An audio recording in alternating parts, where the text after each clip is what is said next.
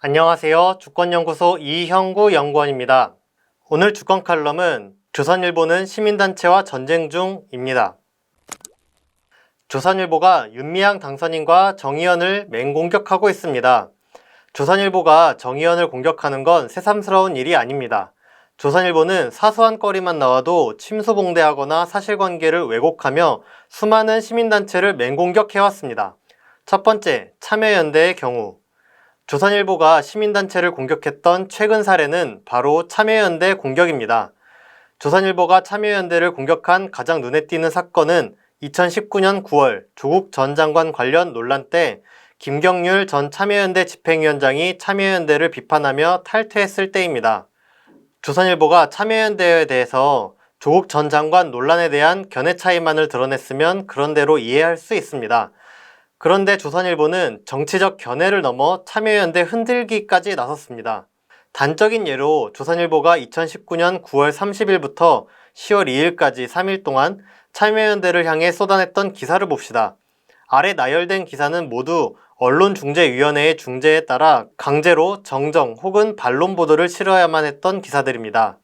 기사를 보면 참여연대가 김경률 집행위원장을 징계하기로 하고 또 참여연대가 어용 본색을 드러냈다, 문재인 정부 핵심 권력을 줄줄이 장악했다 등등의 기사가 있습니다.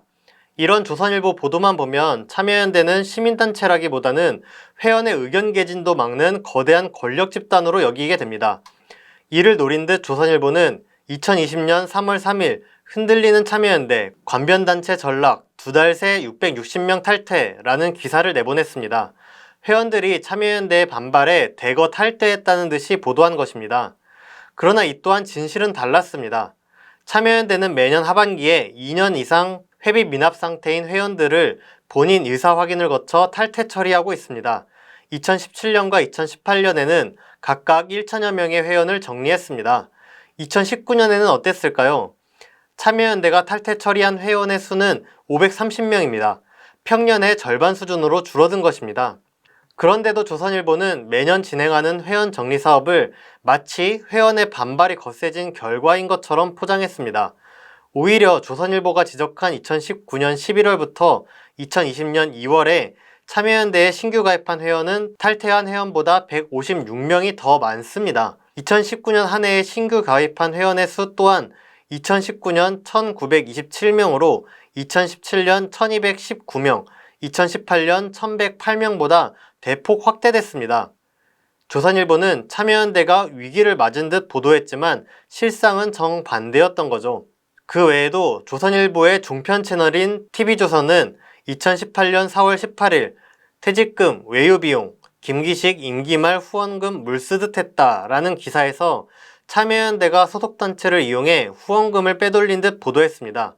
이 또한 사실이 아니었고 해당 기사는 결국 삭제 처리되었습니다.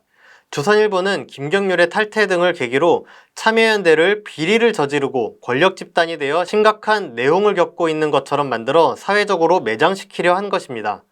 두 번째, 시민단체 공격, 조선일보의 정치 개입. 조선일보가 시민단체를 공격하고 싶을 때 돈 문제를 꺼내드는 것은 조선일보의 상투적인 방법입니다. 조선일보는 2008년 시민단체 보조금은 눈먼 돈이라는 보도로 시민단체들을 공격했습니다. 조선일보의 공격이 얼마나 어이없는지 대표적으로 환경운동연합 사례를 들어봅시다. 조선일보는 서울중앙지검 특수 3부를 인용해 지난 8일 환경운동연합을 압수수색했지만 영수증을 모아둔 영수증 철이 없었다 라고 보도했습니다. 환경운동연합이 영수증도 없이 국가 보조금을 마음대로 썼다며 횡령 의혹을 제시한 것입니다. 그러나 진실은 조선일보 보도와 정반대였습니다. 환경운동연합이 해당 영수증을 보관하지 않은 이유는 영수증을 포함한 국가보조금 사용 내역 증빙 서류 일체를 이미 국가기관에 제출했기 때문이었습니다. 환경운동연합이 언제나 검찰 압수수색에 대비해 영수증 사본을 일일이 챙겨 보관하고 있어야 합니까? 조선일보 보도는 알고 보면 황당하기 그지없는 가짜뉴스였던 겁니다. 조선일보가 시민단체 보조금은 눈먼 돈이라는 기사를 낸 것은 시민단체에 정말 돈 문제가 있었기 때문이 아닙니다. 조선일보는 위 보도와 같은 날 민원령 등 광우병 대책회의 참여단체들 지난 5년간 방송발전기금 12억 받았다 라는 기사를 함께 내보냈습니다. 조선일보가 국가보조금 문제를 꺼내든 목적은 2008년 광우병 촛불 집회 주도 세력을 비난해 촛불 집회 자체의 정당성을 훼손하려던 것입니다. 조선일보가 정치적인 목적으로 시민단체를 공격하면서 돈을 빌미삼는 것은 한두 번이 아닙니다. 2006년의 경우 당시 주한미군과 정부가 평택 미군기지를 확장하려 하자 여러 시민단체들이 반대하는 일이 있었습니다. 이때 조선일보는 어떤 보도를 냈을까요? 예측이 가시죠? 평택 폭력 시위 참가한 시민단체 5곳에 정부 1억 7천만 원 지원키로 라는 보도를 냈습니다. 2008년과 똑같은 수법인 거죠. 세 번째, 조선일보다운 친일행위. 조선일보가 시민단체를 공격하는 목적 중 하나는 다름 아닌 친일입니다. 조선일보는 2010년 집안싸움, 광복회, 어쩌다 이 지경, 2011년 광복회장 선거에 대체 무슨 일이 등 광복회의 내부 갈등을 부각, 조장했습니다. 특히 2019년 6월 광복회장으로 김원웅 전 민주당 의원이 선출되자 조선일보는 이것은 광복회가 아니라 여당 전위단체다. 김원웅 회장은 과거 북한 핵개발을 옹호하고 미군 철수와 한미동맹 포기를 주장하는 등 극단적인 친북, 반미 행태로 끊임없이 문제를 일으켰던 인물이라며 김원웅 광복회장 공격에 여념이 없습니다. 조선일보가 김원웅 광복회장을 공격한 이유는 광복회가 독립운동가와 그 후손 1544명과 공동으로 TV조선과 채널A의 재승인을 취소해달라는 의견서를 방송통신위원회에 제출했기 때문입니다. 조선일보는 친일 청산 주장에는 빠짐없이 발끈합니다. 시민단체는 아니지만 최근인 5월 27일 조선일보는 6.25 영웅 백선엽 장군의 서울 현춘원 못 내준다는 보훈처라는 보도를 냈습니다. 조선일보가 이 보도를 낸 건 광복회에서 21대 총선을 앞두고 국회의원 후보자들에게 친일찬양 금지법 제정과 국립현충원에 안장된 친일 반민족 인사의 이장 및 친일 행적비를 설치하는 국립묘지법 개정안 정책 질의를 돌렸기 때문입니다. 그 후 조선일보는 내가 후퇴하면 날 쏴라, 나라 구한 백선엽을 누가 왜 흔드나 와 같이 백선엽을 내세워 친일파 띄우기에 나섰습니다. 이와 함께 윤상현, 백선엽 장군 현충원 못 간다니 국가망신처 라며 국가보훈처를 비난했습니다. 조선일보는 5월 27일부터 28일 이틀 동안 관련 기사를 13건이나 쏟아냈습니다. 조선일보가 친일 청산을 막기 위해 시민단체는 아니지만 국가보훈처를 힘껏 견제하고 있는 것입니다. 그러고 보면 조선일보가 위안부 문제를 다루는 정의연을 공격하는 건 충분히 예상할 수 있는 일이었습니다. 친일 청산을 하려는 시민단체가 조선일보와 한판 대결을 벌이는 건 필연입니다. 네 번째, 교회법까지 연구한 조선일보.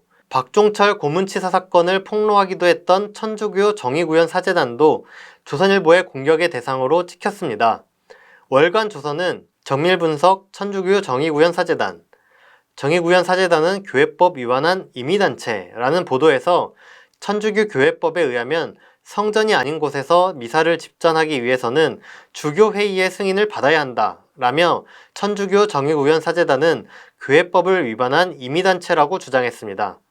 조선일보는 정의구현 사재단을 향해 정식단체가 아니라는 점을 집요하게 공격했습니다. 2010년에는 주간조선이 민주화에 기여했으나 민주화 후 정치 편향 논란이라는 기사에서 천주교가 인정하지 않는 임의단체라고 정의구현 사재단을 비난했습니다. 조선일보는 2013년에도 전국 사제의 10%쯤 가입한 천주교 정의구현 사재단은 갈등구현 사재단이라는 보도에서 천주교 정의구현 사재단은 천주교의 공식 조직이 아니며 라고 재차 언급했습니다. 조선일보가 이 점을 물고 늘어지는 것은 천주교 내에서 정의구현 사재단에 대한 내홍을 불러일으키려는 의도가 있기 때문입니다. 다섯 번째, 민주주의 실현하려면 조선일보부터 청산해야. 민주언론시민연합은 조선일보의 정기적인 공격 대상입니다. 언론단체인 만큼 조선일보와 충돌을 빚지 않을 수 없을 것입니다.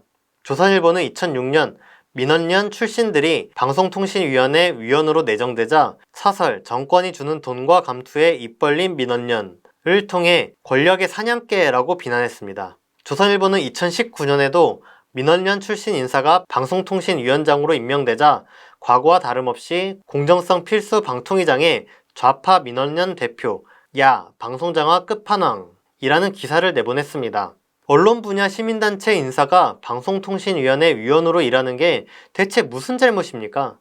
조선일보야말로 권력의 사냥개라는 말에 어울리는 집단이 아닙니까? 그 외에도 조선일보는 세월호 단체, 그리고 5.18 등 민주화운동 관련 단체, 환경단체, 심지어 종교단체까지 시시때때로 공격했습니다.